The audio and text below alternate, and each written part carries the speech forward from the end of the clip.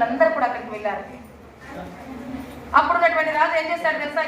ఎందుకు అక్కడ గుమస్తా ఉంటారు కదా కర్మాగారంలో, వాసిలేవనేటువంటి మహిళ రోడ్డు మీద కూర్చుంది, ఆమెకు రొట్టె కావాలట, ఆమెకు 16 గంటల పని కాదట, ఆమెకు తక్కువ పనికి తగ్గ వేతనం కూడా కావాలట, ఆమె అందుకే రోడ్డు మీద కూర్చుందంటే సైన్యాన్ని పంపించాలి కదా, ఒక్కతే మహిళ కదా అంటే దాదాపు ఒక 10,000 మంది మహిళలు అక్కడ చేరారు. ఒక్క మహిళతోటి ఒకతే మహిళ ఫస్ట్ కూర్చుంది, కానీ 10,000 మంది మహిళలు అక్కడ కూర్చున్నారు ఆమెకు సపోర్ట్ ఇవ్వడానికి. కానీ ఆ 10,000 మంది పైన సైనికులు దాడి చేశారు, చాలా మందిని చంపేశారు. కానీ భయపడలేదు. ఎలాగైనా చచ్చిపోతాం కదా, ఉద్యమం చేయకుండా చచ్చిపోతాం, ఆకలితోటి 10 గంటలు పెంచి ఇలా పనితోటి ఎలాగైనా చనిపోతాం కదా, మనము ఒక పోరాటం ద్వారా చనిపోతే ఇంకా బెటర్ కదా, ఒక మంచి పేరు ఉంటుంది మాకు అనేసి ఎంతమంది ఆ శవాల మధ్యన కూడా వాసిలేవనటువంటి మహిళ అట్లనే కూర్చొని ఉంటే అప్పుడున్నటువంటి రాజు పారిపోయాడు తెలుసా. అంత గొప్ప శక్తి ఉన్నటువంటి ఎవరంటే మహిళలు. అందుకే మనమంతా కూడా అసలు ఇప్పుడు ఏం జరుగుతుందనేది చెప్తాను. గతంలో చాలా రకాలైనటువంటి పోరాటాలు జరిగాయి. ఆ పోరాటాల ద్వారానే ఈరోజు 10 గంటలు కూడా మనకు తగ్గాయి. 16 గంటలు పనిచేసే వాళ్ళం, తక్కువ వేతనంతో పనిచేసేటువంటి వాళ్ళు, ఓటు హక్కు లేదు, పురుషులతో సమానమైనటువంటి హక్కు లేదు, విద్య లేదు, ఎలాంటి లేనటువంటి అప్పుడు పోరాటాలు చేసి ఇవన్నీ తెచ్చుకుంటే మనం వీటిని కాపాడుకోవడానికి కూడా మనం ముందులేమనేటువంటి విషయాన్ని మనం గ్రహించవలసిన అవసరం ఎంతైనా ఉంది. బిడ్డలారా, ఇప్పుడు రక్షణ లేనటువంటి పరిస్థితిలో మొన్ననే మనం చూసుకున్నట్టయితే గత ఒక 2 సంవత్సరాల క్రితమే వరంగల్లో ఒక సంఘటన జరిగింది. అంత దూరం మనకొద్దు, రెడ్డి మన ప్రియాంక రెడ్డికి సంఘటన జరిగితే వెంటనే ఎన్కౌంటర్ చేయడం అనేది కూడా జరిగింది. దాని తర్వాత ఇంకో సంఘటన కూడా అక్కడ టేక్ లక్ష్మికి లింగాపూర్లో కుమ్రంభీం డిస్టిక్లో జరిగినప్పుడు కూడా అక్కడ ఆ సంఘటనకి యావత్తు దాదాపుగా మహిళలందరూ కొంతమంది మహిళలు స్పందించినప్పటికీ వాళ్ళపైన చర్య తీసుకోలేకపోవడం అనేది చాలా బాధాకరమైనటువంటి విషయం. అంటే ఇక్కడనే మనకు డిఫరెన్స్ కనబడుతుంది. అదే కాదు, మొన్నటికి ఖానాపూర్లో, నిర్మల్ డిస్టిక్ ఖానాపూర్లో నడి రోడ్డు మీద పట్టపగలు నిన్ను ప్రేమిస్తున్నాననేసి వచ్చి, ఆమె నన్ను ఎందుకు ప్రేమించట్లేదనేసి వచ్చి అతను ఒక కత్తి బట్టి నరికేశాడు. పట్టపగలు అందరు చూస్తూ ఉండగా పట్టపగలు నరికేశాడు. అంటే మనకు రక్షణ ఉన్నట్టేనా? లేదు. అయితే మనం ఏం చేయాలి మరి? ఇప్పుడు ఎలా ఉండాలి అనుకుంటున్నారు మీరు? ఒక ఝాన్సీ రాణిలా ఉండాలి, ఒక సమ్మక్క సారక్క లాగా ఉండాలి, ఒక రుద్రమాదేవి లాగా ఉండాలి, ఒక చాకలి ఐలమ్మ లాగా ఉండాలి, ఒక స్వరాజ్యం లాగా ఉండాలి. ఆనాడైతేనే మనకు మనమే రక్షణగా ఉంటాం. ఎవరు మనం రక్షించడానికి రారు. పోలీసులు వస్తారా రక్షించడానికి? మన చుట్టుపక్కల వాళ్ళు వస్తారా రక్షించడానికి? ఇవన్నీ వద్దు. మనం ఏ విధంగా ఉండాలంటే ఇప్పుడు ఉన్నటువంటి హీరోలనో సినిమాలలో ఉన్నటువంటి వాళ్ళని కాదు మనం ఆదర్శంగా తీసుకునేది. ఇలాంటి చాకలి ఐలమ్మ లాంటి వాళ్ళను ఆదర్శంగా తీసుకొని మనం ఎదగవలసిన అవసరం ఉంది. అప్పుడైతేనే మనకి మనం రక్షించబడతాం. ఎడ్యుకేషన్ని చాలా పెంచుకోవాల్సిన అవసరం ఉంది ఈ రోజుల్లో. అప్పుడైతేనే మనం చట్టసభల్లో ఉండగలుగుతాం, మనం ప్రశ్నించగలుగుతాం. మనం ఏమైతే ప్రశ్నించకుండా ఉంటామో అప్పటి వరకు మనం బానిసలుగానే బతకడం అవుతుంది. తప్పు చేసినా చేయకున్నా బానిసలుగా ఉండే తత్వమా మనది కాదు కదా. ఈక్వాలిటీ, సమానత్వం అన్నప్పుడు సమానంగా ఉండవలసిన అవసరం ఉందా లేదా?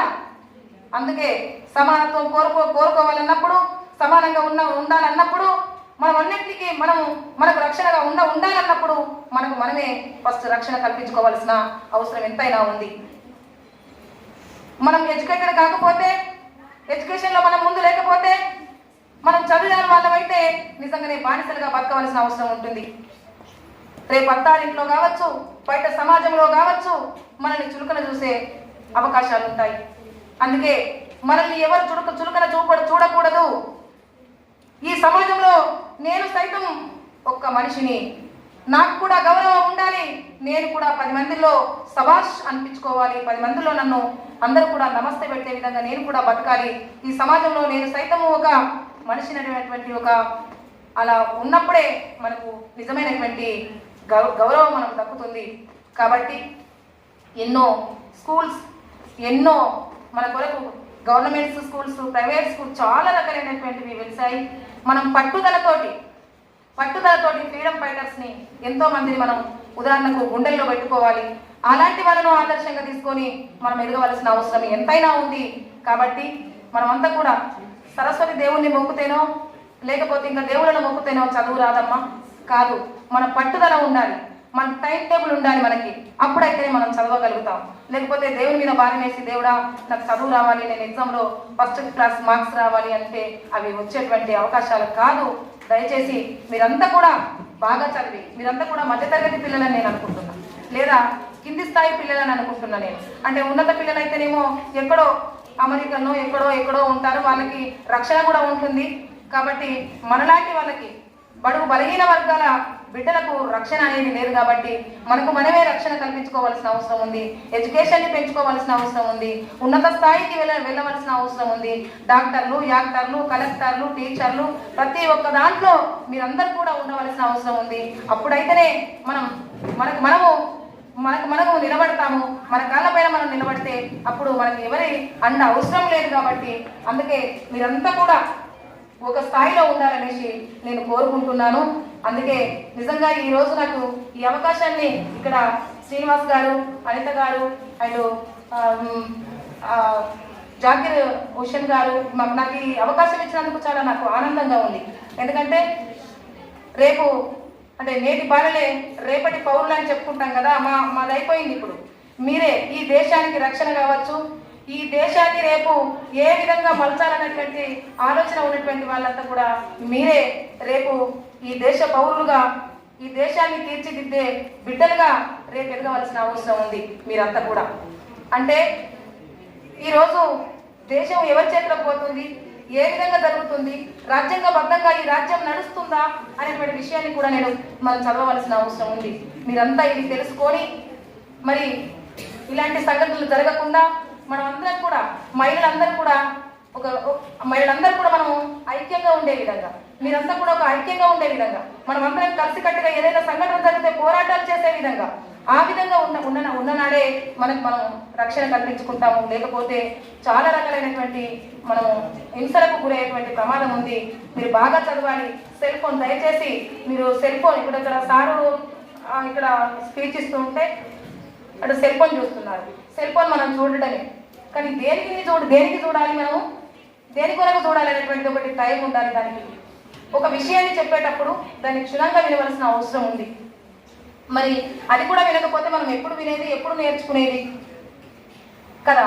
అందుకే మనం తప్పకుండా దయచేసి మీరంతా కూడా సీరియల్ పైన కావచ్చు, సినిమాల పైన కావచ్చు, ఇప్పుడు తల్లిదండ్రులు అందరూ కలిసి చూసేటువంటి సినిమాలు లేవు. సినిమాలు ఇప్పుడు డ్రగ్స్కి అలవాటు అయిపోయి విపరీతంగా దాడులకు అలవాటు పడ్డారు. క్రూర మృగాలుగా ఎంబడిపడి వెంటాడి హత్య చేసి అత్యాచారాలు చేస్తున్నటువంటి సంఘటనలు మనం ఎన్నో చూస్తున్నాం. కాబట్టి అందుకనే ఈ మూలాలేంటి, వీటన్నిటికీ మూలాలేంటిది. ఈరోజు సినిమాలు, అర్ధనగ్న సినిమాలతోటి అందరినీ యువతనంతా కూడా మేలుకొల్పుతుంది. ఆ విధమైనటువంటి దాని మూలాలను మనం తెలుసుకోవాల్సిన అవసరం ఉంది. దాని మీద ఫైట్ చేయవలసిన అవసరం ఉంది.